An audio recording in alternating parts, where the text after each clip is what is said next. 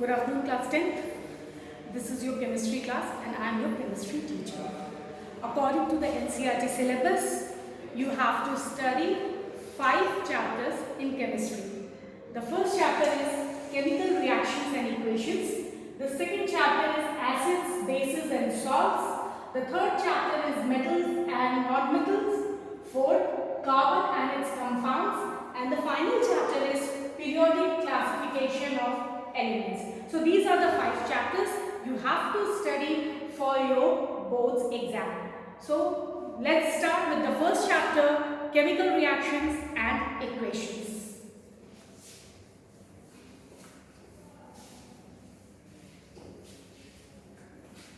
Let's start chemical reactions and equations.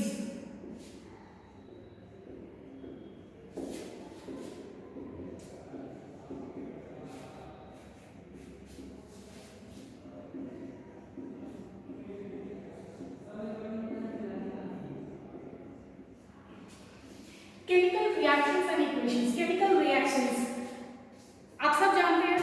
Chemical reactions कैसे हम H2 + O2 = H2O. तो ये जो हम लिखते हैं ये जो हम लिखते हैं H2 + O2, this is H2O. This is H2O. तो this is a chemical reaction. एक रिएक्शन हो रहा है जिसमें दो एलिमेंट्स आपस में रिएक्ट करके एक नया कंपाउंड बना रहे हैं. तो this is called a chemical reaction and the way to represent a chemical reaction it is known as chemical equation. ठीक है. तो इक्वेशन एंड केमिकल रिएक्शन. तो लेट्स स्टार्ट कि केमिकल रिएक्शंस एंड इक्वेशंस में सबसे पहले हम देखते हैं कि फिजिकल चेंज और केमिकल चेंजेस क्या होते हैं. केमिकल रिएक्शंस में सबसे पहले इस टॉपिक में हम देखेंगे what is a physical change and what is a chemical change. Because once you know the difference between a physical and a chemical change then you will realise कि हाँ, ये केमिकल रिएक्शन जो होते हैं वो रिजल्ट करते हैं किस चेंज में. फिजिकल चेंज में रिजल्ट करते हैं या केमिकल चेंज में रिजल्ट करते हैं. तो let's start with the two changes, physical change and a chemical change. Physical changes, these changes the form of a substance, but the composition of the substance remains the same. But the composition of the substance remains the same.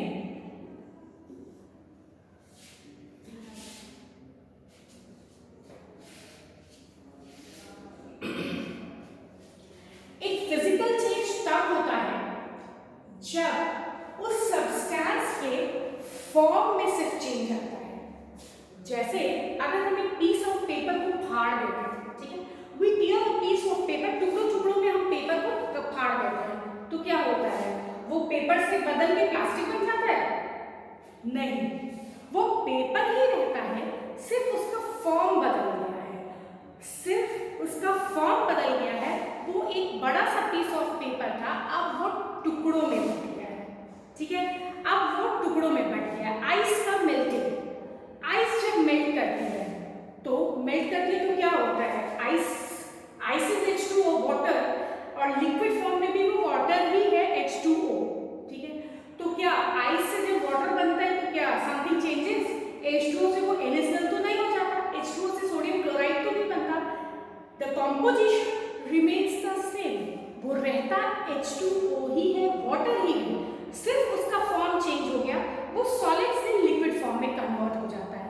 तो कहने का मतलब ये है कि physical changes are the changes which results in the change of the form of a substance. उस substance के form में चेंज करता है, उस सब्सटेंस के शेप में चेंज करेगा, उस सब्सटेंस के साइज में चेंज कर सकता है. But the chemical composition chemically वो सेम रहेगा. आइस अगर H2O है तो वो मेल्ट करने के बाद भी H2O ही रहेगा. उसके अंदर जो केमिकल कॉम्पोजिशन है तो वो केमिकल कॉम्पोजिशन फिजिकल चेंज में बिल्कुल चेंज नहीं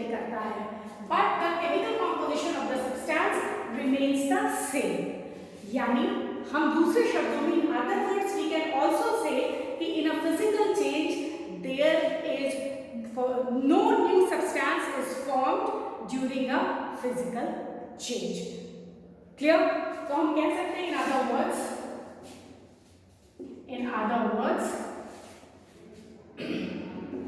in physical change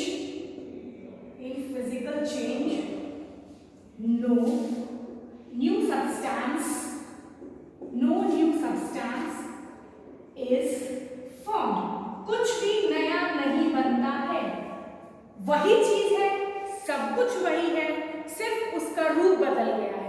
एक बड़ा पीस ऑफ पेपर था, वो छोटा सा पीस ऑफ पेपर टुकड़ों में बट गया है. एक लकड़ी का बड़ा सा लॉग है, हमने उसको काट के छोटे छोटे टुकड़ों में बांट दिया है.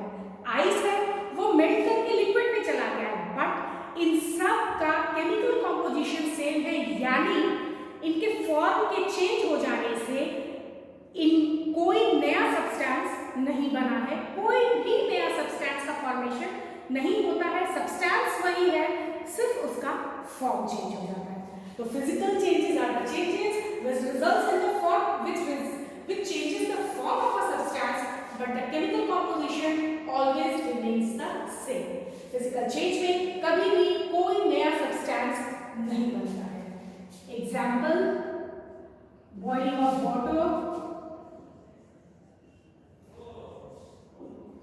tearing of paper, etc. Clear? Physical change. Let's come to chemical change.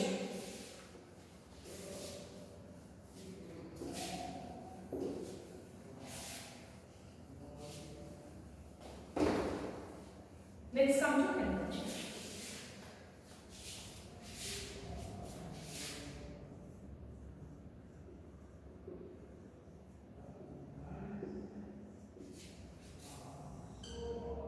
Now, chemical changes एक ऐसा चेंज है जो सब्सटेंस का कॉम्पोजिशन और उसकी प्रॉपर्टीज में चेंजेस ले आता है.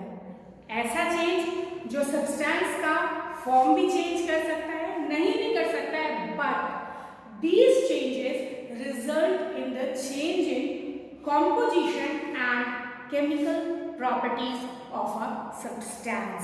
जैसे जब एक मोमबत्ती जलती है, ठीक है, मोमबत्ती जलती है, वैक्स है, मोमबत्ती जलती है, तो मोमबत्ती जलने के बाद कार्बन डाइऑक्साइड प्रोड्यूस होता है, H2O प्रोड्यूस होता है, करेक्ट. और वैक्स जो है हमारी वो मेल्ट करती है. तो मेल्टिंग ऑफ वैक्स को तो हम फिजिकल चेंज कह सकते हैं, क्योंकि आप उस वैक्स को वापस मोमबत्ती का रूप दे सकते हैं जो वैक्स आपके पास बची है. लेकिन जो CO2 और जो H2O का फॉर्मेशन हुआ, that was a new substance form. मोमबत्ती के अंदर न कार्बन डाइऑक्साइड है, ना ही वाटर है. When the candle burns, it results in the formation of carbon dioxide and water vapor. Here we can see कि जब कैंडल बर्न कर रहा है तो we get H2O and CO2. H2O and CO2. H2O and CO2 are the two new substances formed during the burning of a candle. Hence, the burning of a candle is a chemical change, as well as you can say it is a physical change, because some wax is left behind which we can again use. Clear? So, when there is formation of a new substance, when there is change in the chemical composition, that is called a chemical change. Chemical changes are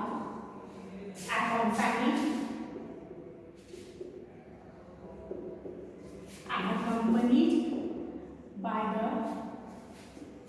change in the composition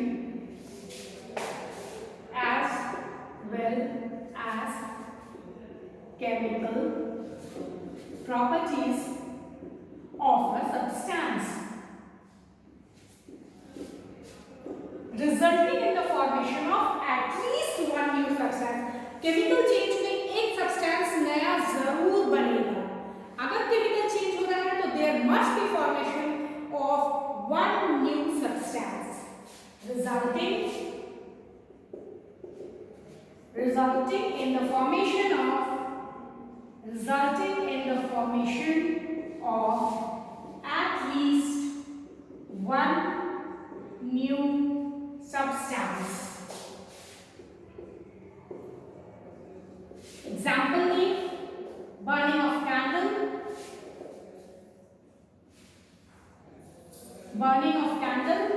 rusting of iron,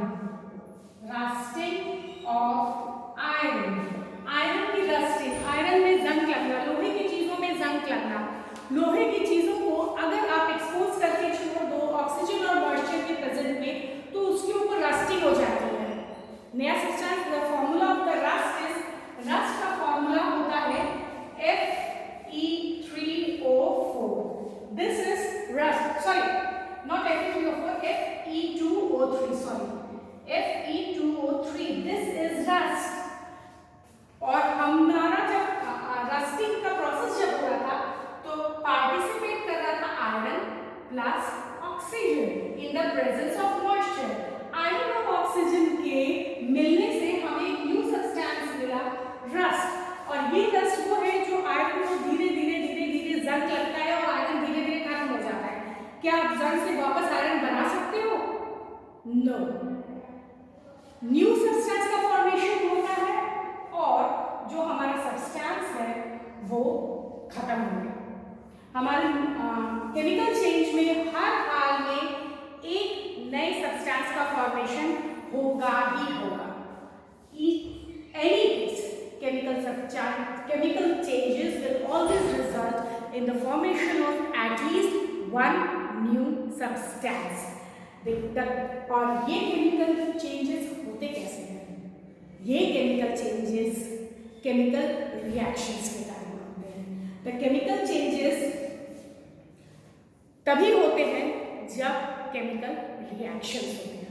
physical changes में कोई chemical reaction नहीं होता है, there is no chemical reaction. लेकिन whenever there is a chemical change, it means a chemical reaction is occurring there. chemical reactions होगा तभी chemical changes होंगे.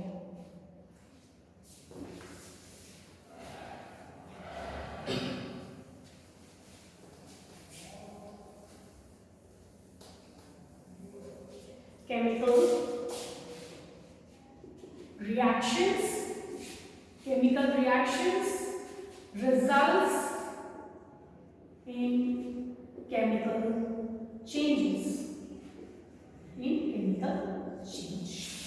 Here comes the chemical reactions. Let's move further.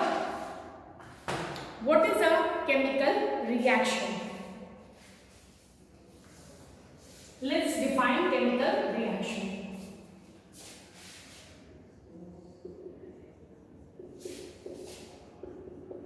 Let's define chemical reaction.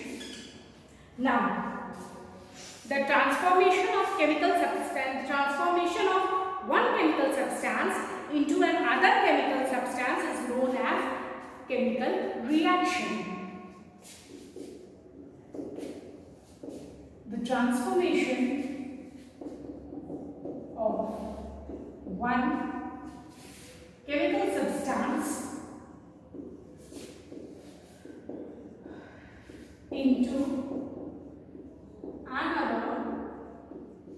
chemical substance is called chemical reaction. The transformation of one chemical substance into another chemical substance is called a chemical reaction.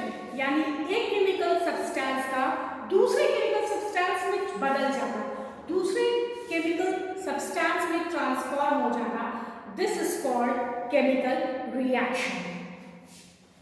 Point A.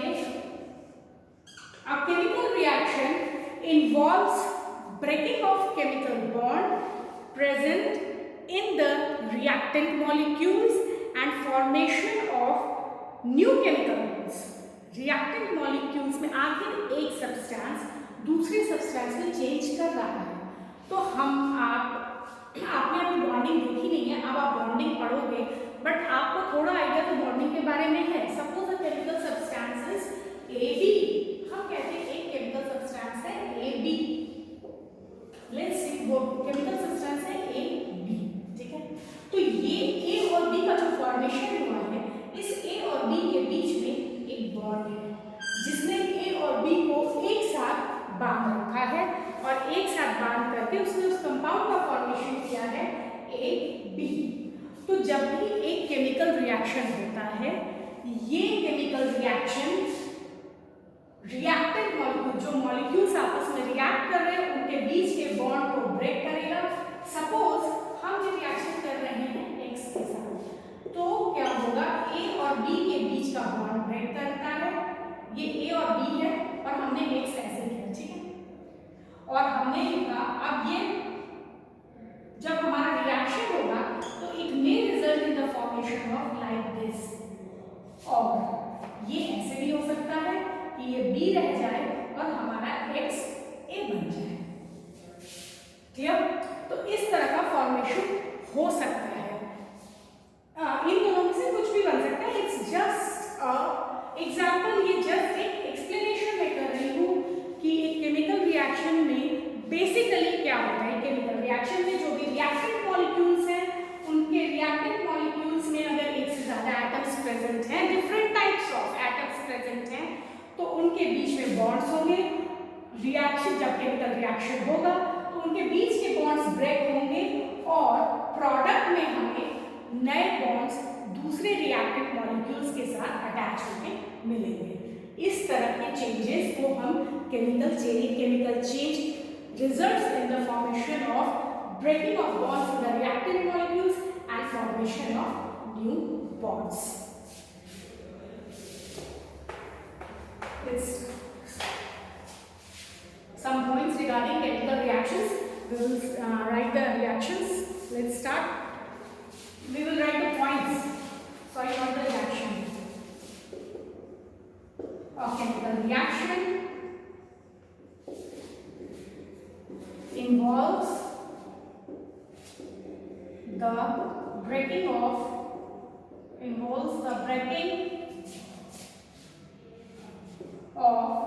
chemical bonds present in the reactant molecules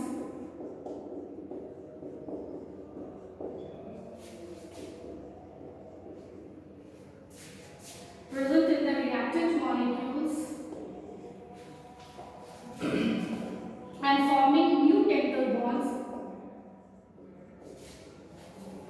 forming new chemical bonds to give products.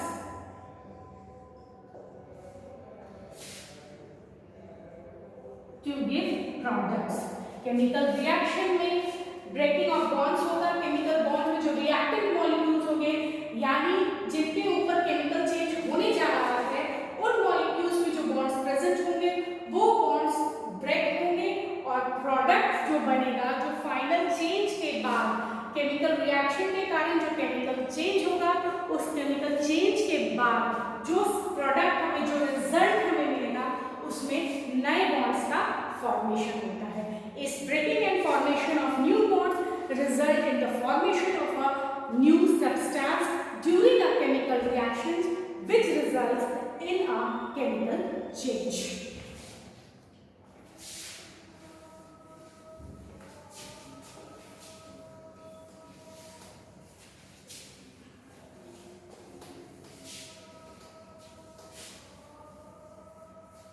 Which results in a chemical change.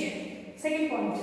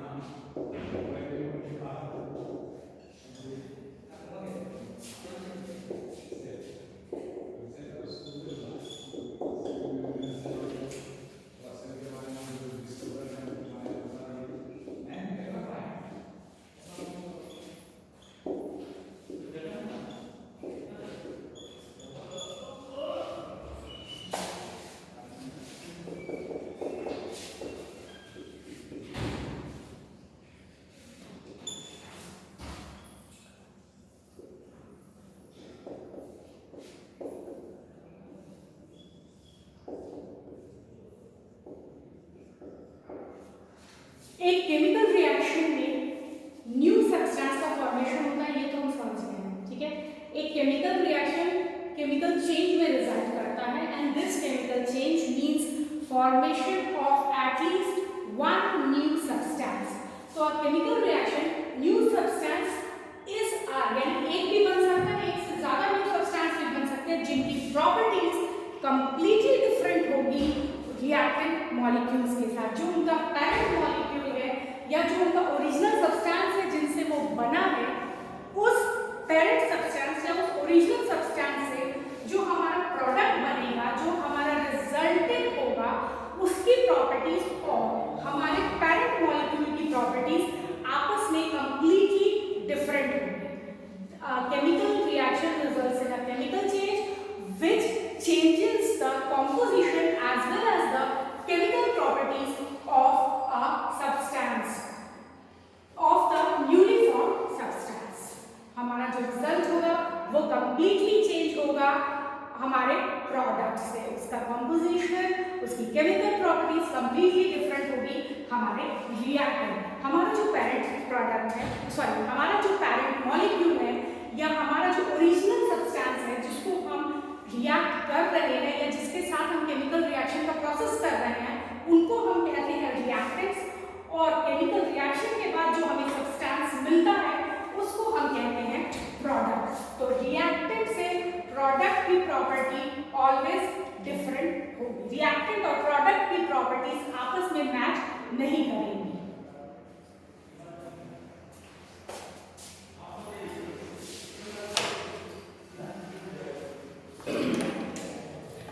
तो हम third point इस chemical reaction के बारे में third point ये है कि जो प्रोडक्ट पार्टिसिपेट कर रहा है या जो पैरेंट जो सब्सटेंस पार्टिसिपेट कर रहा है केमिकल रिएक्शन करने में, या जिस सब्सटेंस के ऊपर हम केमिकल रिएक्शन करने जा रहे हैं उसको हम कहते हैं रिएक्टेंट, और जो हमें फाइनल रिजल्ट मिलता है that is called product. See the substance which takes part in a chemical reaction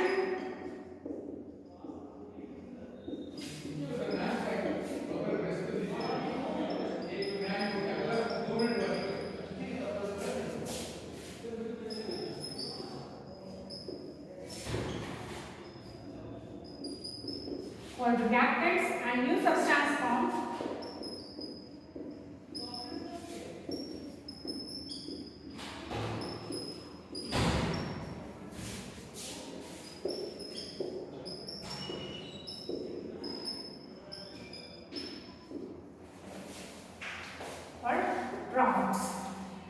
chemical reaction में जो सब्सटेंस पार्टिसिपेट कर रहा है केमिकल रिएक्शन के लिए उनको हम रिएक्टेंट्स बोलते हैं, और जो रिएक्शन के बाद जो प्रोडक्ट जो रिजल्ट हमें मिल रहा है या जो नया सब्सटेंस बना है उनको हम कहते हैं प्रोडक्ट्स। तो this was a short introduction to chemical reactions. अभी केमिकल रिएक्शन में हमें बहुत सारी डिटेलिंग पढ़नी है। Let's start with some properties of a chemical reactions या some not properties let's start with some observations. What are the observations during a chemical reaction? एक chemical reaction के दौरान हम क्या क्या observe कर सकते हैं? What are the common observations which takes place during a chemical reaction? Some common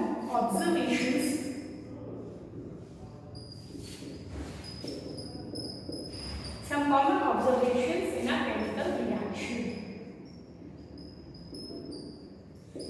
Some common observations in a chemical reaction.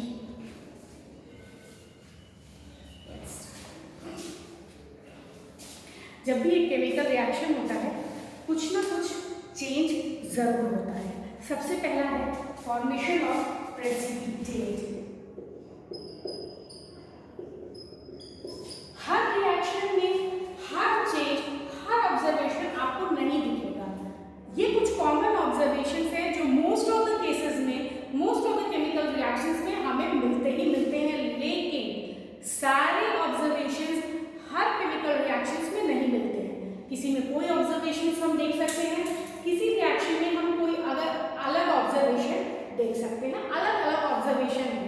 First observation is formation of a precipitate. Formation of a precipitate.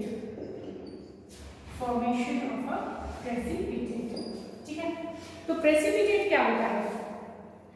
A chemical substance deposited in solid form is called a precipitate. मतलब during a chemical reaction, एक chemical reaction के दौरान, during a chemical reaction,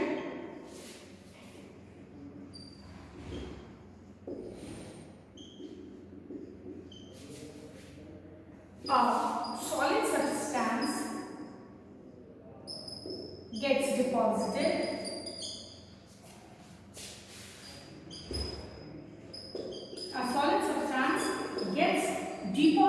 in a solution is precipitate.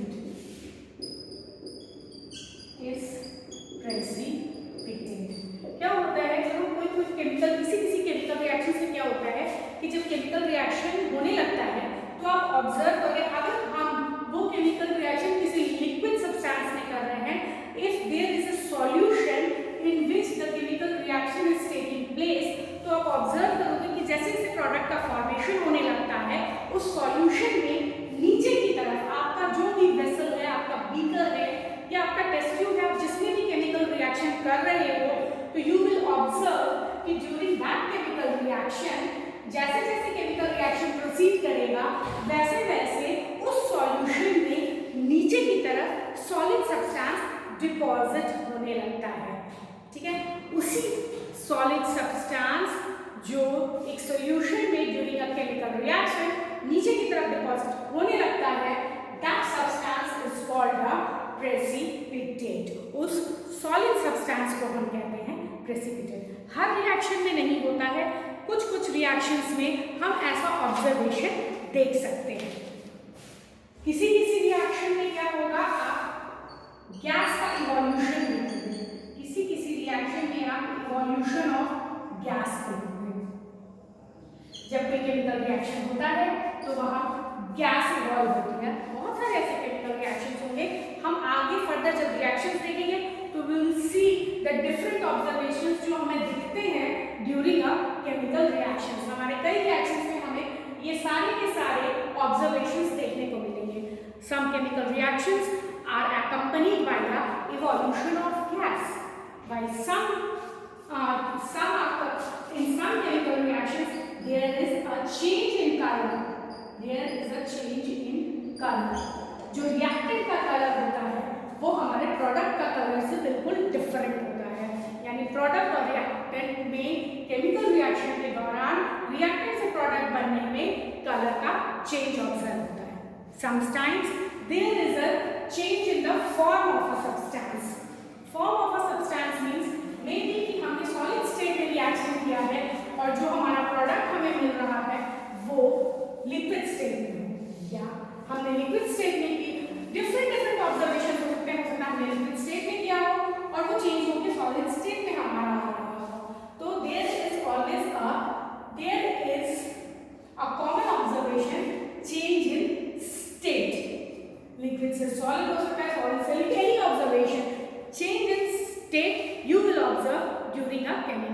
reaction. And there is one more common observation: change in temperature. During a chemical reaction, there is change in temperature. Most of the reactions are accompanied by a change in temperature.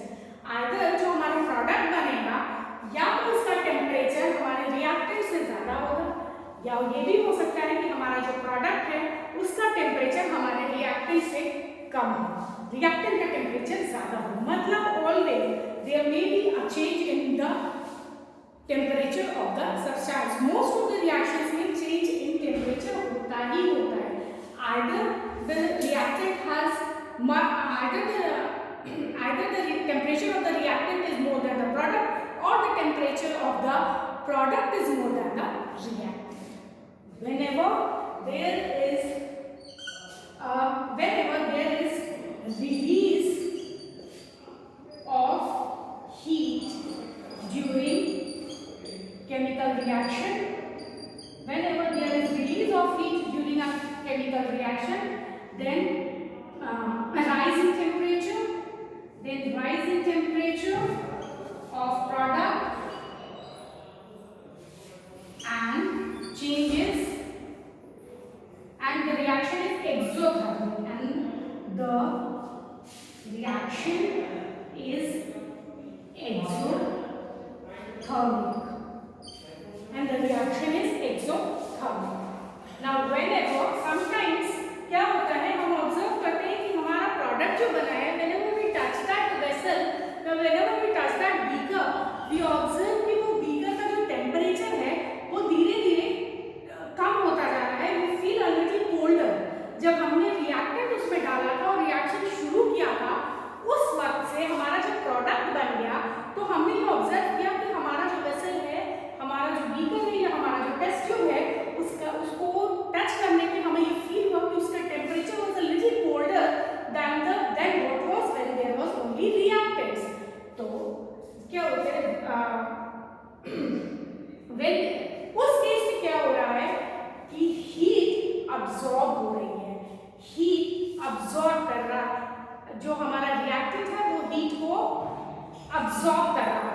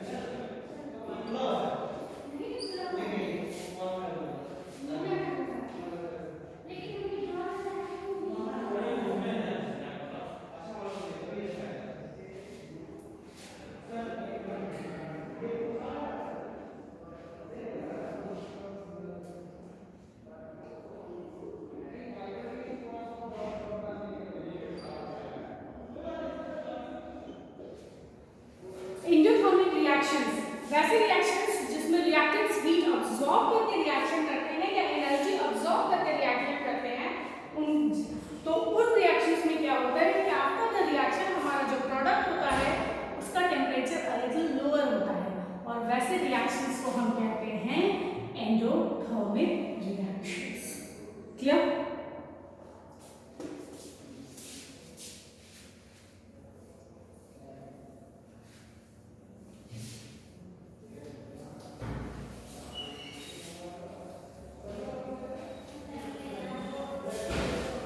These were some common observations. Now let's start with chemical equations.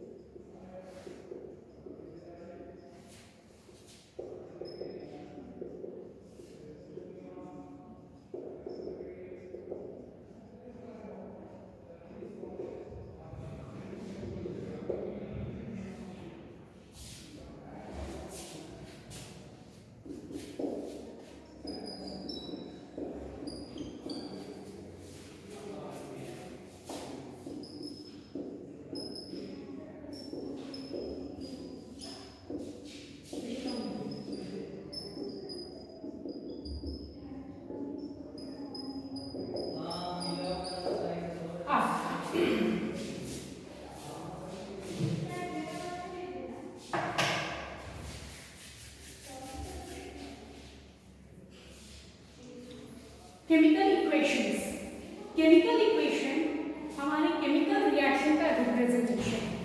Chemical equation is a representation of the chemical reaction.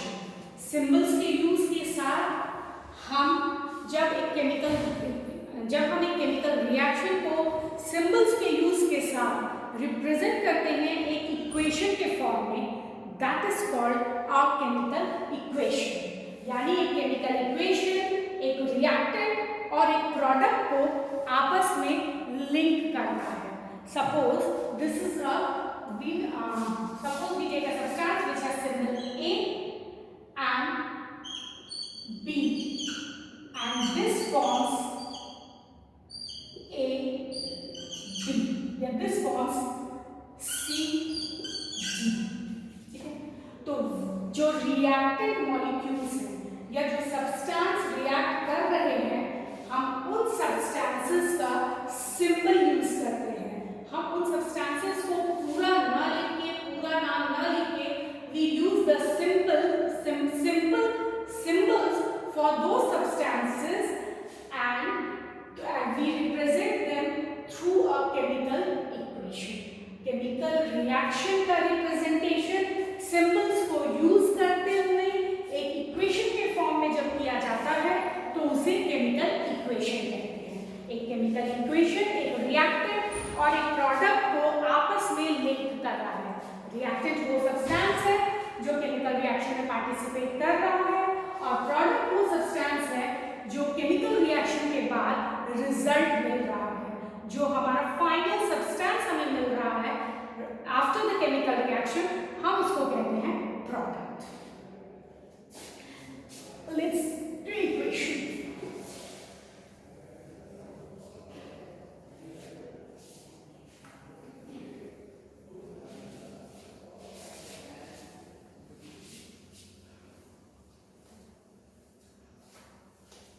Suppose hydrogen plus oxygen, hydrogen plus oxygen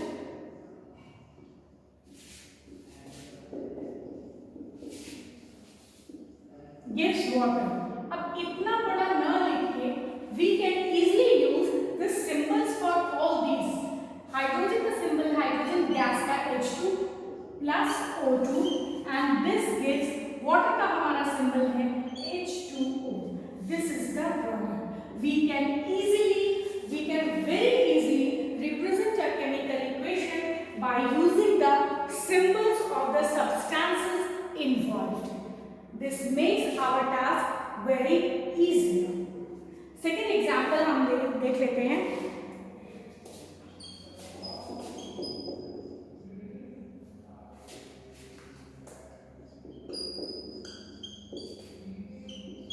S plus HNO3। S is the symbol used for sulfur and HNO3 is the symbol used for nitric acid, and the products formed are sulfuric acid, nitrogen dioxide and water। H2SO4 plus NO2 plus H2O, that is equal to 6।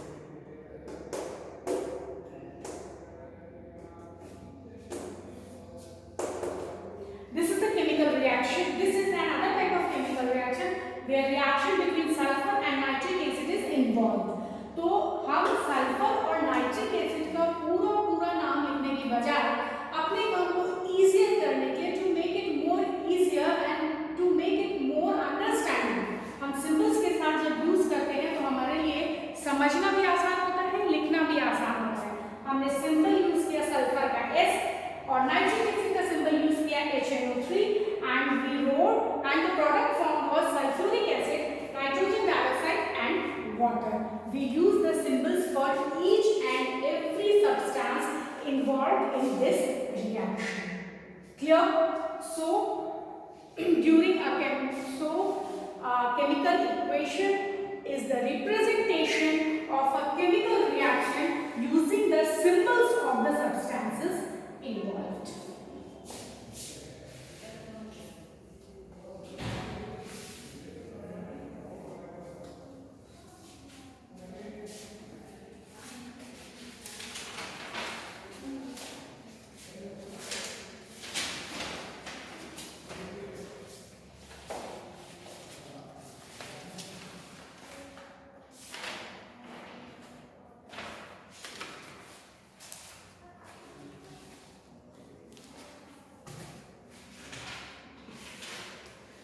Now, किसी भी chemical reaction को, मैंने ये chemical reaction लिखा H2 plus O2 is equal to H2O, और आप लोगों ने देखा कि मैंने इसको यहाँ पे 2 ऐड किया और यहाँ पे 2 ऐड करके हमने इस इक्वेशन को बैलेंस किया है।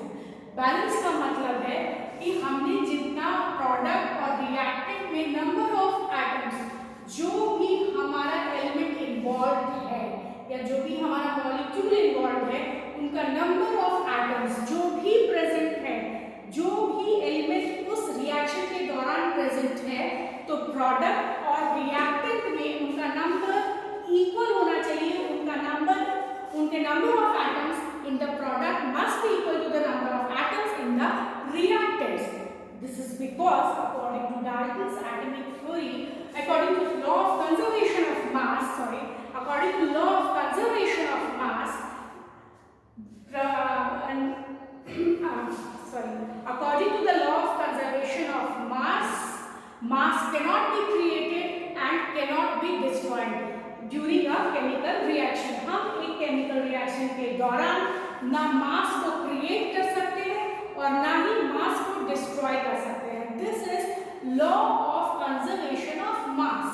तो इस बेसिस पे, चूंकि हम ना मास क्रिएट कर सकते हैं ना हम मास को डिस्ट्रॉय कर सकते हैं, तो इस कारण से जितना भी एटम होगा रिएक्टेंट्स की तरफ हर एलिमेंट का, उतना ही एटम प्रोडक्ट की तरफ उस एलिमेंट का होना मस्ट है।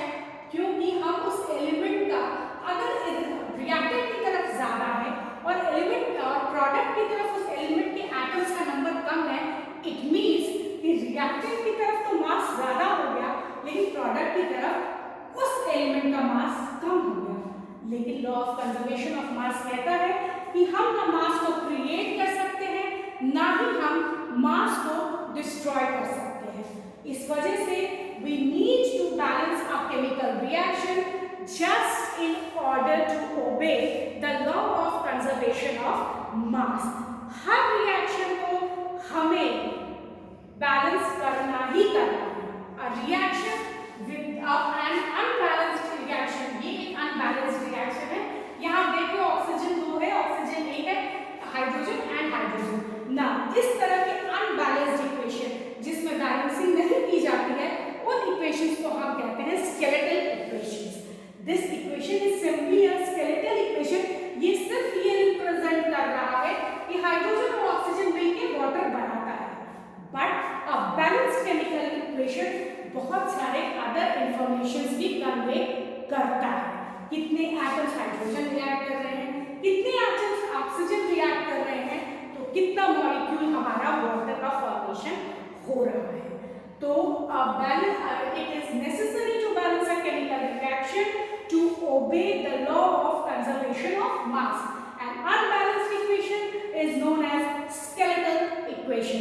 Let's see some examples of balancing a chemical equation. आप chemical equations अपनी बुक से निकाल के और उसको बैलेंस करने की कोशिश कीजिए। You must learn how to balance a chemical equation, क्योंकि केमिस्ट्री में रिएक्शंस आएंगे ही आएंगे and reactions means a balanced chemical reaction, a balanced chemical equation. Let's start with an example. C2H2 plus O2, C2H2 plus O2, that gives CO2 plus H2O. Now how to balance a chemical equation? हम एक chemical equation को कैसे balance करते हैं? Mostly the easiest way to balance a chemical equation is by hit and trial method. ठीक है, एक बार easy करने के लिए हम कर सकते हैं, सबके लिए अलग अलग होता है करने का तरीका, लेकिन एक तरीका ये है कि जो भी एलिमेंट सबसे कम बार हो, जो एलिमेंट सबसे कम बार प्रेजेंट हो, नंबर ऑफ टाइम्स वो कम अपीयर कर रहा हो, हम उसको पहले बैलेंस करते हैं। जैसे लेट्स सी, हम पहले इस इक्वेशन को बैलेंस करें। यहाँ कार्बन 2 है, यहाँ कार्बन 1 है, यहाँ हाइड्रोजन 2 है, हाइड्रोजन 2 है, यहाँ ऑक्सीजन 2 है और यहाँ oxygen 2 plus 1 3 unbalanced. Now this, इस तरह जब हम खड़े होंगे तो हमारा ये पोर्शन है LHS and this portion is RHS. LHS is reactant and RHS is the product. So we write here LHS and we write here RHS. हमारा कार्बन 2 है, हमारा हाइड्रोजन 2 है, हमारा ऑक्सीजन 2 है, यहाँ हमारा कार्बन 1 है, ऑक्सीजन 2 है, सॉरी ऑक्सीजन 3 है, 2 plus 1 3 एंड हमारा हाइड्रोजन 2 है। ठीक है, तो हमें बैलेंस करना है इस इक्वेशन को जहां कार्बन और ऑक्सीजन अनबैलेंस्ड है। ठीक है, सबसे पहले हम बैलेंस करते हैं, हाइड्रोजन को हम छोड़ देते हैं, अभी हाइड्रोजन तो बैलेंस सा दिख रहा है।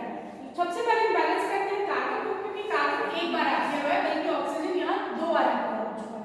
ठीक है, कार्बन हमारा एक बार आ गया, यहाँ कार्बन 2 है, तो हम अच्छा बैलेंसिंग के दौरान हम कोई भी नंबर जो ऐड करेंगे वो हम सिर्फ और सिर्फ सिंबल्स या फॉर्मूले के स्टार्ट में ऐड कर सकते हैं। हम यहाँ बीच में कुछ भी नहीं लिख सकते हैं, बीच में लिख के यहाँ हम चाहें कि C2O2 लिख के हम उसको बैलेंस कर दें, no we can not balance. यहाँ लिखने का मतलब है हमने प्रोडक्ट ही चेंज कर दिया है। यहाँ हम कुछ भी ऐड कर रहे हैं तो हम प्रोडक्ट चेंज कर रहे हैं। We cannot add anything, any number here to balance a chemical equation. To balance a chemical equation, जो भी हम न्यूमरल डालेंगे वो हम सिंबल्स के स्टार्ट में डालेंगे। ठीक है, तो यहाँ कार्बन 2 है, अब हमें बैलेंस, तो मैंने यहाँ 2 लिख दिया। अब हमारा क्या होगा, ये 2 डालने से हमारा कार्बन हो गया, यहाँ तो 2 हो गया, यहाँ भी हमारा कार्बन 2 हो गया, करेक्ट, लेकिन हमारा ऑक्सीजन 2 into 2 4 plus 1 5 हो गया। ठीक है, ऑक्सीजन हमारा 5 हो गया और हमारा इधर ऑक्सीजन, हम चाह कर भी किसी भी तरह यहाँ कोई भी नंबर डालें। लिसन, अगर हम यहाँ 3 डालते हैं तो 3 into 2 मल्टीप्लाई होगा, यहाँ और यहाँ के नंबर को हम मल्टीप्लाई करते हैं और that gives the total number of that very element, that very atom. यहाँ 3 है, यहाँ 2 है, यानी यहाँ 3 to 2, यानी अब ऑक्सीजन यहाँ 6 हो गया।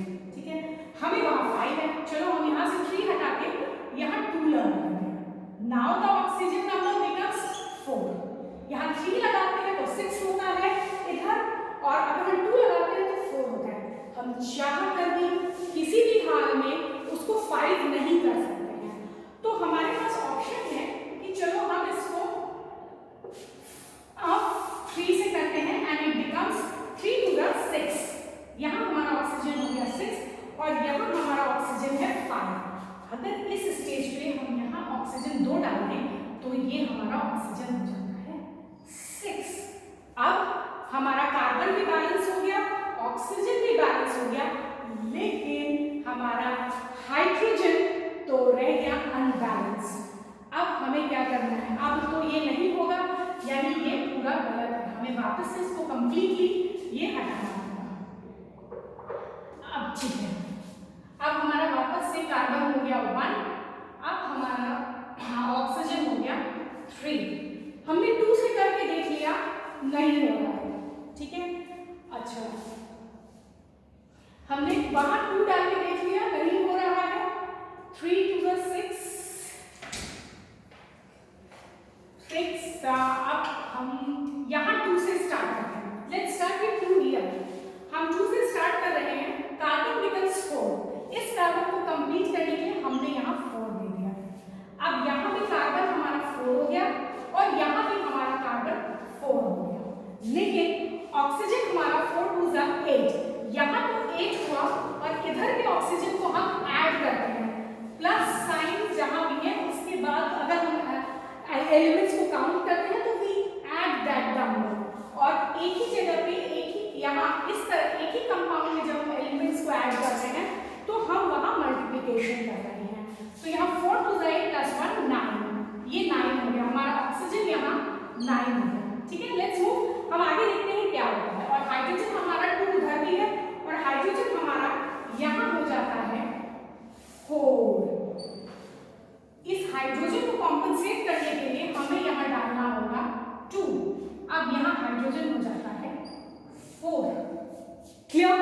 4 4। अब ऑक्सीजन की बारी आती है। Oxygen 4 two 8 and 2 1 2 plus 2 that is equal to 10। Oxygen हमारा यहाँ हो जाता है 10। इस केस में हम सीधे सीधे अगर यहाँ 5 डाल देते हैं तो हमारा ऑक्सीजन हो जाता है 10। नाउ सी, दोनों तरफ जितने भी एलिमेंट्स थे सब के सब इक्वल क्वांटिटीज में प्रेजेंट है।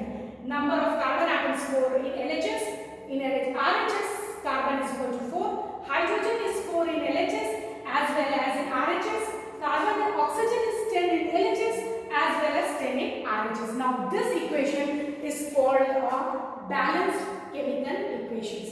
आप अपनी बुक से एग्जांपल्स लीजिए और उन एग्जाम्पल्स को प्रैक्टिस कीजिए। Try to balance a chemical equation. हम नेक्स्ट क्लास में फिर इक्वेशंस को लेके कुछ इक्वेशंस हम वापस से बैलेंस करने की कोशिश करेंगे। नेक्स्ट क्लास में वी विल सी मोर